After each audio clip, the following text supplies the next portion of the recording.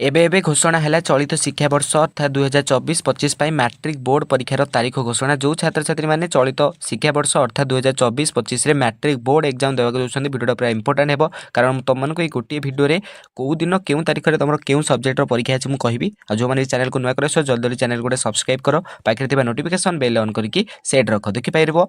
ये माध्यमिक शिक्षा परिषद ओडिशा कटक वार्षिक हाईस्कल सर्टिफिकेट परीक्षा 2025 एतद्वारा राज्यर समस्त हाईस्कल प्रधान शिक्षक शिक्षयित्री परीक्षार्थी और पत्र माध्यम शिक्षा प्रदात अभिभावक एवं सर्वसाधारण अवगति निमंते जणाई दिजाउछि आसंता 2025 मसीहा वार्षिक हाईस्कल सर्टिफिकेट 21/2/2025 तारीख आरंभ हो 6/3/2025 पर्यंत निम्नोक्त कार्यसूची अनुଯାयी अनुष्ठित हो अर्थात तुम 21 फेब्रुआरी 21 तारीख परीक्षा आरंभ हो मार्च 7 तारीख पर्यंत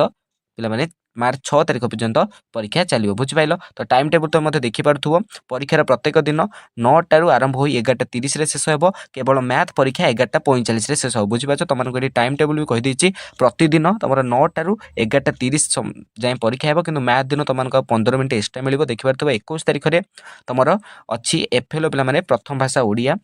24 तारीख में अच्छी इंग्लीश 25 तारीख में अच्छी तुम TLB प्रैक्टिकल 27 अच्छी तुम मैथ देख एक अच्छी कौन GSC तुम विज्ञान अच्छी देख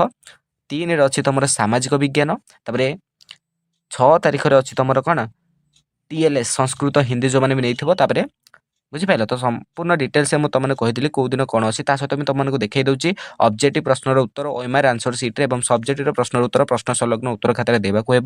विषय गुड़िक 50 मार्क तुम ये देखिपार कौन तुम अपडेट होती। तो यह आज भिडियो जो मैंने भिडियोटा भल लगी सांगे सांगे तुम सांग को सेयार कर भिडियो गोटे लाइक कर रोचे। जय जगन्नाथ।